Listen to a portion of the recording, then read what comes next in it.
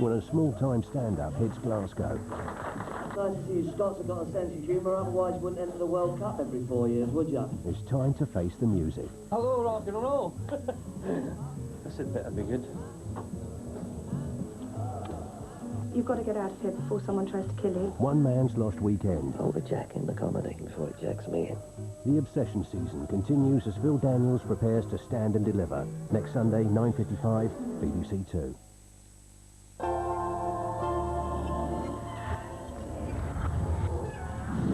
We need to mark this momentous occasion with something imaginative, bold and big. Everybody's going! And I'm looking forward to this. Waste of money, if you ask me. I mean, what's going to be in it? So exciting! What a lovely day to gob on your audience. It'll be a once-in-a-lifetime experience. It'll be huge. I don't care. Full of attraction.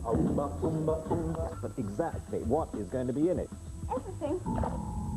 Find out exactly what's in the Comedy Zone Friday from 9 on BBC Two. Coming? Nope.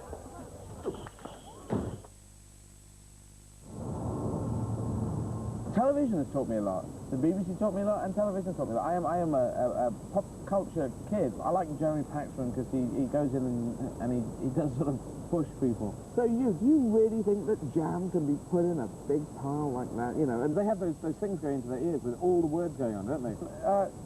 Can you shut up? Elephants exploded on the M4. I'd like to direct.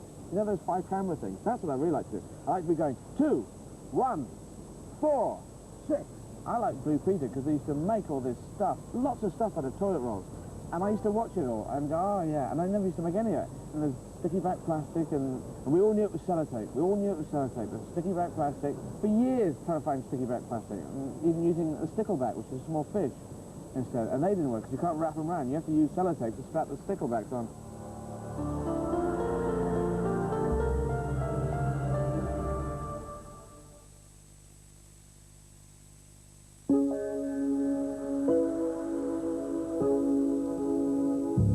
Tough test of character for a naive young cop now on BBC Two. Cult thriller Highway Patrolman is a Moviedrome premiere introduced by Mark Cousins.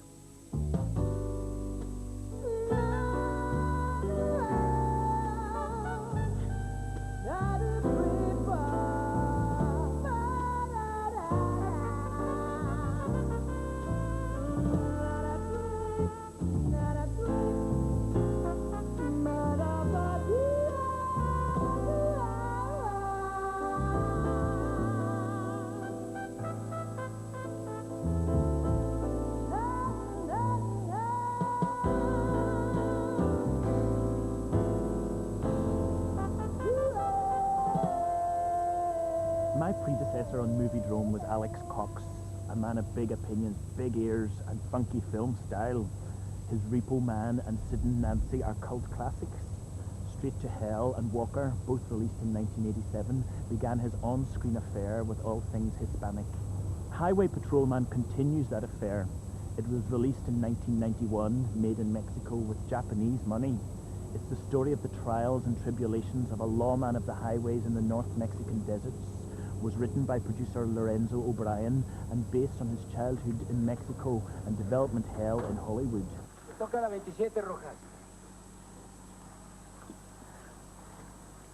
Esta patrulla es la mejor disponible. Te la asignamos porque nos informan que eres un buen conductor. Gracias, teniente. Pero te lo advierto. El más mínimo rasguño y yo mismo te parto la madre. The patrolman is always trying to achieve something and is always knocked back. Cox, who has had difficulty in getting his films funded to his satisfaction, must identify with the way his main character is gradually worn down.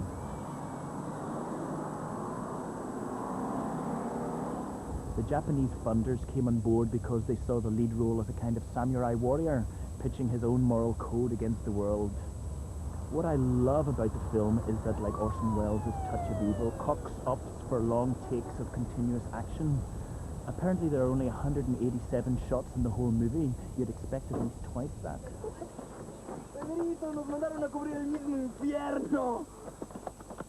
Shooting this way meant long rehearsals, mobile camera work and 360-degree lighting. Since this is Alex Cox, there are also weird surrealistic touches. There's a scene in a doctor's surgery where a sculpture suddenly becomes a coffee table. Y le siguen gustando las mujeres. Absolutamente. Highway Patrolman, though one of the most expensive films that had been made in Mexico until that time, is still low budget, and its release was held up for a few years. It didn't do great box office, and I think that's because Cox doesn't take us solely into the head of his main character.